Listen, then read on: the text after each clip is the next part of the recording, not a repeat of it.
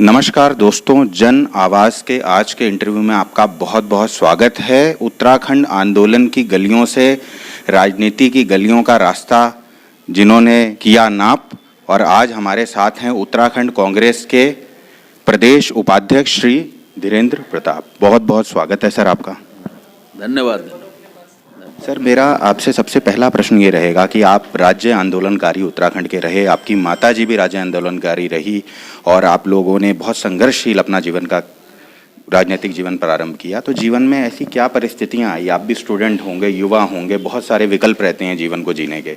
तो वो विकल्प और जीवन की धाराएं किस प्रकार राजनीति की ओर कैसे मुड़ गई, किस प्रकार आंदोलन की तरफ कैसे मुड़ गई, जरा आप प्रकाश डालिए।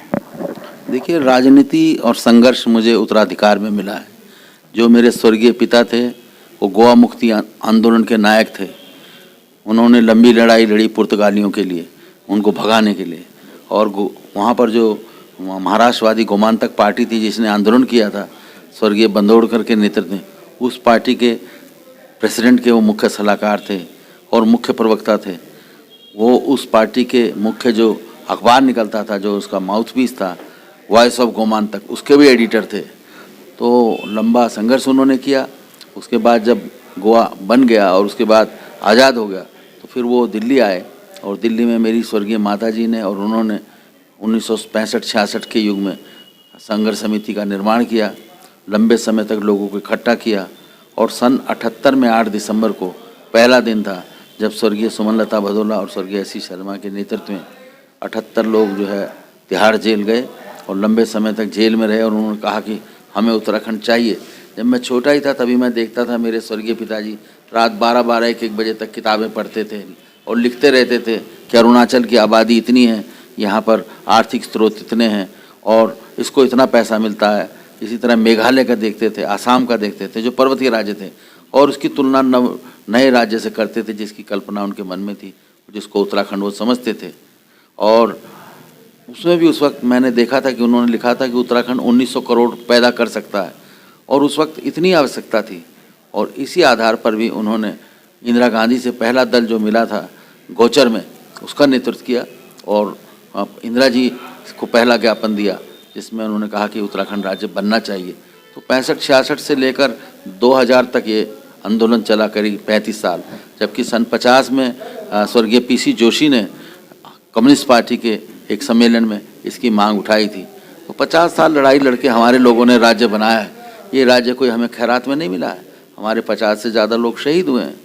और मैं समझता हूँ कि ये राज्य जो है संघर्षों की देन है। आज तो बीजेपी कहती है हमने राज्य बना दिया, दीगर पार्टियाँ कहती हैं हमने बना दिया, लेकिन असली बात यह है उत्तराखंड में रहने वाली मातृशक्ति ने और जो देश में गए पर्वतीय लोग हैं, दिल्ली, मुंबई, कलकत्ता से लेकर गाजियाबाद, लखनऊ, मेरठ, उन लोगों ने मिलकर जो लड़ाई लड़ी है उसका ये प्रतिफल है कि अंततः सन 2000 में उत्तराखंड राज्य बनाने में हम सफल हुए। लेकिन जो आप लोगों का संघर्ष रहा, जो आप लोगों ने संघर्ष किया ठंडी में, गर्मी में, यहाँ तक कि लोगों ने अपने प्राणों की आहुति तक दे दी इस राज्य को बनाने के लिए, लेकिन फिर भी पलायन जैसे मुद्दे, बेरोजगारी जैसे मुद्दे यथास्थिति एज इट इज बनी हुई है। आपको क्या लगता है? क्योंकि आपके हृदय में एक आंदोलनकारी पिता से आपको प्रेरणा मिली और आपने स्वयं अपना पूरा जीवन उसी पथ पे जिया, आपकी माताजी तक राज्य आंदोलनकारी रही। तो अब आपके हृदय में क्या पीड़ा है और आपके हृदय में क्या सुझाव हैं इन सब प्रॉब्लम से जो उत्तराखंड जिससे जूझ रहा है? आज 22 वर्ष हो गए इस राज्य के निर्माण को। आपके पास क्या फॉर्मूला है जिससे पब्लिक को इस चीज़ का हल मिले? देखिए, पहली बात तो मैं उन लोगों में से नहीं हूँ जो उत्तराखंड राज्य गठन के बाद आज ये कहते हैं कि हम उत्तर प्रदेश में ही अच्छे थे। मैं आश्वस्त हूँ कि उत्तराखंड एक प्रगतिशील राज्य है, एक आदर्श राज्य है और एक ऐसा राज्य है जिसमें भविष्य की बहुत सारी अच्छी योजनाएं छुपी हुई हैं। नारायण दत्त तिवारी जी जैसे योग्य नेता ने इसका नेतृत्व किया है। हमारे हरीश रावत जी ने इसमें कई बातें ऐसी कही जो गांव देहात से जुड़ी हुई हैं। आज राजनीति बदल गई है, ज़्यादातर लोग शहरों से आते हैं और उनको गाँव के समस्याओं का कोई ज्ञान नहीं है। यही नतीजा है कि गाँव पिछड़ रहे हैं और शहर पनप रहे हैं। तो मेरी तो यही प्राथमिकता रहेगी। कांग्रेस चुनाव लड़ने जा रही है, कोई मौका मिले तो गांव पर हम लोग ध्यान दें और गांव का जब विकास हो जाएगा, हमारे यहाँ 16,500 गांव, अगर उन गांव में रोशनी जाती है तो मैं सोचता हूँ कि जिस एक नए स्वराज का हमने सपना देखा था वो सपना पूरा होगा। लेकिन आपका कहना है कि स्वराज का रास्ता गांव की गलियों से निकलेगा, लेकिन आप स्वयं नारायण दत्त तिवारी जी की सरकार में राज्य मंत्री दर्जाधारी रहे, आप विजय बहुगुणा जी की सरकार में राज्य मंत्री रहे और हरीश रावत जी की सरकार में तो आप कैबिनेट मंत्री भी रहे। तो आपको किन सरकारों में ऐसा लगा कि आप जन सेवा को ज़्यादा छू पाए? आपको किसके नेतृत्व में काम करने में ज़्यादा अच्छा लगा कि आपने एक राज्य आंदोलनकारी के जो सपने थे उसको धरातल पे किस सरकार में ज़्यादा उतार पाए आप? देखिए, मैं तो तीनों मुख्यमंत्री का आभारी हूँ। आज विजय बहुगुणा जी कांग्रेस में नहीं है, मैं उनकी आलोचना नहीं करूँगा। वो पहले मुख्यमंत्री थे जिन्होंने टेंट लगाकर गैरसैंण में राजधानी का सपना चुना। वो पहले व्यक्ति थे जिन्होंने गैरसैंण के बाबत इस तरह के बड़े फैसले लिए। मैं हरीश रावत जी का आभारी हूँ, उन्होंने उस बात को आगे बढ़ाया है। और नारायण दत्त तिवारी जी का तो कहना ही क्या, जब 2005 में मैं पहली बार राज्य मंत्री बना, केवल 15 दिन में जितने 16 मैंने उनको सुझाव दिए थे, 16 के 16 सुझाव उन्होंने लागू किए, जिसमें आंदोलनकारियों को पेंशन, आंदोलन 50 साल से जो कम उम्र के हैं उनको नौकरी, उनको आई कार्ड। मैंने कहा था ये जो आई कार्ड होगा, ये आई कार्ड एक तरह से ऐसा पहचान पत्र होगा जिसको लेकर वो विधानसभा और सचिवालय तक जा सकेंगे। एक विधायक के बराबर उसमें ताकत थी, इसको भी उन्होंने लागू किया। जब मैंने कहा कि 50 साल तक के लोगों को नौकरी मिलनी चाहिए, उन्होंने कहा धीरेन्द्र प्रताप पूरे देश में ऐसा कहीं और दुनिया में नियम नहीं है जब 50 साल के लोग। हमने कहा जब आप 80 साल में जब आप मुख्यमंत्री रह सकते हैं तो 50 साल का हमारा आंदोलनकारी क्यों नहीं रह सकता।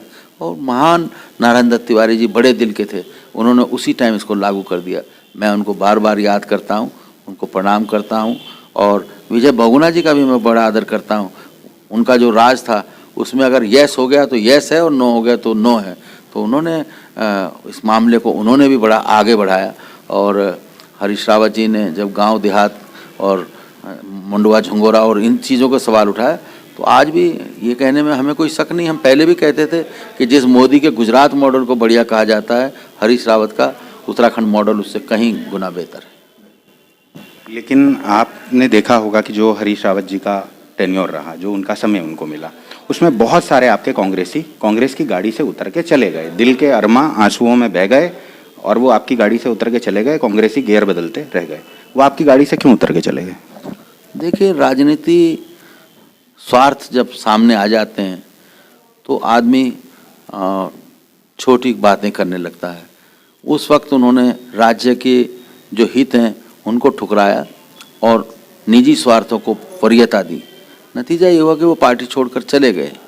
मैं समझता हूँ कि ये एक बड़ा दुर्भाग्यपूर्ण उनका फैसला था। खुद मुझसे विजय बहुगुणा जी ने कहा कि धीरेन्द्र प्रताप तुम किस आस से वहाँ रुक गए, तुम आते तो तुम्हें भी हम लोग खंडूरी जी की बेटी को टिकट नहीं मिलता और आपको ये कोटद्वार के बगल में यमकेश्वर सीट है, आपको भी हम विधानसभा जिता देते। तो अब ये तो एक तरह से उनकी विचार है, लेकिन मैं ये समझता हूँ कि इससे दल बदल को बढ़ावा मिला। और मेरा तो ये भी दुर्भाग्य है कि हमारे यहाँ TPS रावत जी को मेरी जगह लाया गया था। जब उनको लाया जा रहा था तभी हरीश रावत जी ने मुझे सचेत किया था और ये कहा था कि एक फौज के जनरल जो है कांग्रेस में आ रहे हैं, धीरेन्द्र जी सतपाल महाराज उनको ला रहे हैं और वो आप पर ही उनका इंतजाम किया जा रहा है कि जनता का जनरल बाहर रहे और फौज का जनरल आगे आए। नतीजा ये हुआ कि उनको टिकट मिला और मैं देखता रह गया और दिल के अरमा आंसुओं में बह गए। तो मैं ये कहना चाहता हूँ कि जो दल बदल है एक कोड है समाज के लिए, और आया राम गया राम की जो राजनीति शुरू हुई है इसका श्रेय हमारे यहाँ श्री TPS रावत को जाता है। हालांकि वो एक यशस्वी मंत्री रहे, सारी चीज़ अच्छी रही, हमारे इलाके में उन्होंने बहुत अच्छे काम किए, लेकिन जिस तरह से उनको पार्टी ने इज्जत दिया, सीधा कैबिनेट मंत्री बनाया, उसके बाद वो अपनी MLA की सीट उन्होंने भुवन चंद खंडूरी जी को दे दी और उसकी सीढ़ियाँ चढ़ के खुद संसद चले गए। और उसके बाद उन्होंने अपनी पार्टी बना ली उत्तराखंड रक्षा मोर्चे के नाम। यानी 10-15 साल के अंदर ही उन्होंने उत्तराखंड की राजनीति में इतनी सीढ़ियाँ चढ़ दी जिन्होंने नेताओं ने भी इतने दल और इतने रंग नहीं बदले जितने उन्होंने बदले। तो मैं ये समझता हूँ कि मेरा दुर्भाग्य है कि इस तरह की स्थिति से मैं गुजरा। इसका नतीजा ये हुआ कि पिछले 20 साल में 15 साल वो वहाँ के टिकट ले गए और एक बार हमारी एक साथी ले गई। और जहाँ तक मेरा सवाल है, मैं तो ये कहता हूँ, आज प्रियंका जी कह रही है 40% टिकट महिलाओं को मिलने चाहिए, तो मैं तो ये सोचता हूँ 1-2% महिलाओं के लिए और रख देने चाहिए। मैं चाहता हूँ कि 40 की बजाय 41% हो जाए तो अच्छा हो जाए। और आपका इस विषय में क्या कहना है कि जो कांग्रेस ने अपनी लड़ाई इन लोगों के जाने के बाद स्वयं लड़ी, आप लोग कांग्रेस को आप 5वीं गियर में डाल चुके हैं और कांग्रेस विजय की ओर अग्रसर हो रही है, लोगों का भाजपा से मोह भंग हो चुका है, तो क्या जिन लोगों ने कांग्रेस के जड़ों में पानी डाला, खाद डाली, यूरिया डाला, क्या अब वो लोग टिकट की दावेदारी प्रबल करेंगे? क्या आपको लगता है पहला हक उन्हीं का बनता है? देखिए, राजनीति जो है राजनीतिक हितों से जुड़ी हुई है और जिन व्यक्तियों के हित जिन दलों में सत्ते हैं वो उन दलों में जाना पसंद करते हैं। जब एक दल बदलू सांसद से मैंने पूछा कि हर चुनाव में आप पार्टी बदल देते हैं, तो उन्होंने मुझसे कहा कि धीरेन्द्र, जब रेलवे स्टेशन पर जाते हो और 2 गाड़ियां खड़ी हैं और एक गाड़ी पहले चल देती है, तो आप किस में बैठना चाहोगे? जो गाड़ी पहले चलेगी उसमें चलेंगे। तो कहते हैं मैंने भी यही रवैया अपनाया हुआ है, जो गाड़ी चलती दिखती है उसमें बैठता हूँ। तो इस तरह के लोग बहुत चतुर किस्म के और चालाक किस्म के होते हैं। परंतु मजे की बात यह है कि क्या दोनों सीटों में उनकी सीट आरक्षित रहती है? दोनों दल उनको कैसे राजी हो जाते हैं टिकट देने के लिए? देखिए, कई बार तो ऐसा होता है कि वो जो व्यक्ति हैं वो अपने क्षेत्रों में बड़े प्रभावशाली होते हैं, तो सभी राजनीतिक दलों को इस बात की तो कदर करनी पड़ती है कि उनका जनाधार है या उनमें कोई लोकप्रियता है या जीतने की क्षमता है।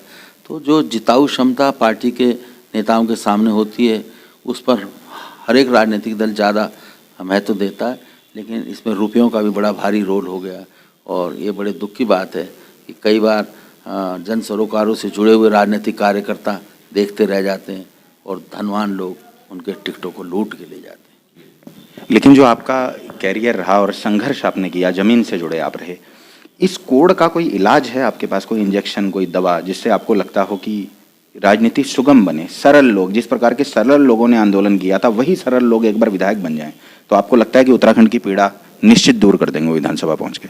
देखिए, इस संबंध में मेरी आशा श्री राहुल गांधी से जुड़ी हुई है।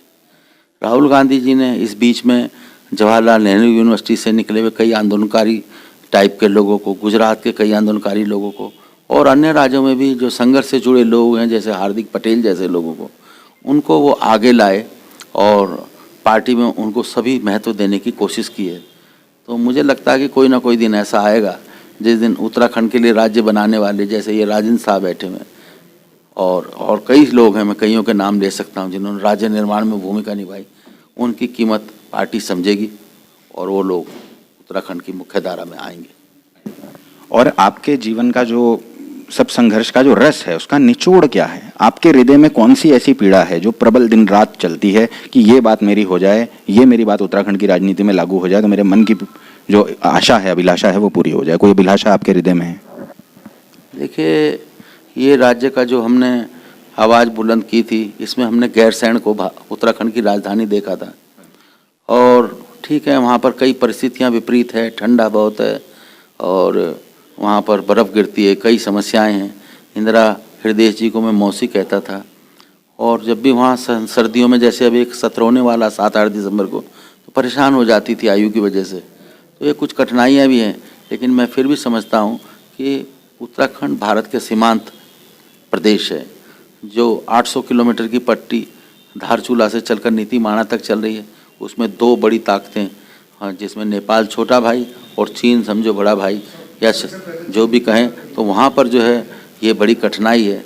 तो इसलिए उत्तराखंड राज्य को एक सशक्त राज्य बनना, उत्तराखंड के गाँव में लोगों का बसना, उत्तराखंड के गाँव में टीचर्स, डॉक्टर्स की अच्छी व्यवस्था, ये मैं सोचता हूँ बहुत ज़रूरी है और रोज़गार के अवसरों को बढ़ाया जाए। कोई मुख्यमंत्री ऐसा कर सके तो मैं समझूंगा कि उसने बहुत अच्छा काम किया। और आप स्वयं अपने राजनीतिक जीवन में पहले लैंसडाउन से टिकट मांगते रहे, तो क्या 2022 के चुनावी समर में आप उतरेंगे कांग्रेस के उम्मीदवार बनके? दरअसल ये सवाल तो एक तरह से विवादों के घेरे में है कि पार्टी क्या करेगी क्या नहीं करेगी। आपकी निजी इच्छा? नहीं, मैंने ये कहा है कि पार्टी का जो शीर्ष नेतृत्व है, कोई भी नेता ऐसा नहीं है जिसके साथ हमने काम ना किया हो या हमारी मित्रता ना हो या एक दूसरे के प्रति प्रेम का भाव ना हो। तो पार्टी नेतृत्व को देखना है कि योग्यता, अनुभव, वरीयता और संघर्ष के जीवन को वो मान्यता दें तो अच्छा रहेगा। मैंने कहा मैं टिकट नहीं मांगूंगा। पार्टी के लीडर ये कहेंगे धीरेन्द्र प्रताप तुम्हें लड़ना है तो मैं इस बात का स्वागत करूंगा, लेकिन मैं कोई एप्लीकेशन इस बार देने वाला नहीं हूँ। मेरे 60 साल पूरे हो गए। मैं समझता हूँ कि जो भी मेरे क्षेत्र में टिकट मांग रहे हैं, राजनीतिक कद के हिसाब से कोई भी मेरे बराबर नहीं है। तो पार्टी मेरा अपमान करना चाहती है तो ना दे, और सम्मान करना चाहती है तो टिकट दे। लेकिन आपका कहना है अगर किंग नहीं बना तो किंग मेकर जरूर बनूंगा। नहीं, मैं इस तरह की ओछी राजनीति का कायल नहीं हूँ। ना मैं किंग हूँ, ना मैं किंग मेकर बनना चाहता हूँ।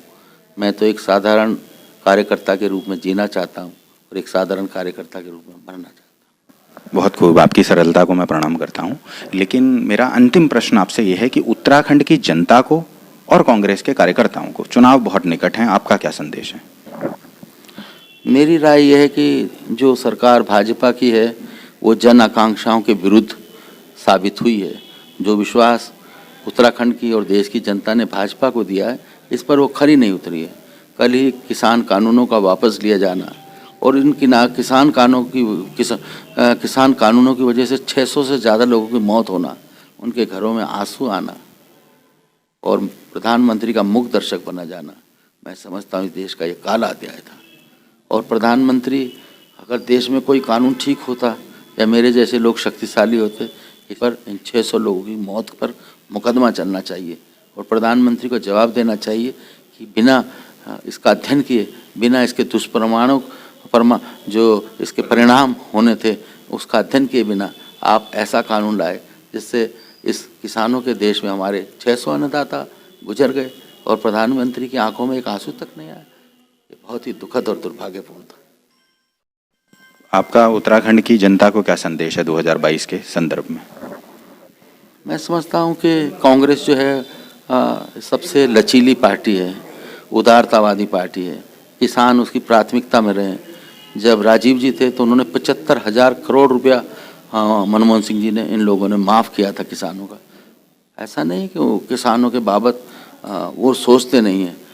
तो किसानों पर जिस तरह का हमला हुआ है और ये देश किसानों का मूलतः देश है, तो जनता को लामबंद होना चाहिए और आने वाले चुनाव में जो 5 राज्यों में चुनाव है, उत्तराखंड ही नहीं है, हर जगह कांग्रेस को जिताना चाहिए।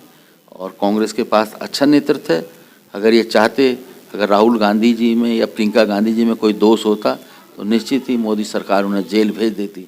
लेकिन उन्होंने देश की सत्ता और धन शक्ति पर कब्जा कर लिया, लेकिन उन लोगों के खिलाफ कोई कार्रवाई नहीं कर पाए। जाहिर है कि उनका चरित्र उज्जवल है और मैं हमेशा उज्जवल चरित्र के लोगों का राजनीति में आगे आने का हिमायती हूँ। बहुत खूब, आपने अपने हृदय से और अपने विवेक से जो शब्द कहे और चुने और अपनी वार्ता रखी, आपका बहुत बहुत शुक्रिया, बहुत बहुत धन्यवाद। बहुत बहुत धन्यवाद। बहुत बहुत शुक्रिया आपका, धन्यवाद, नमस्कार।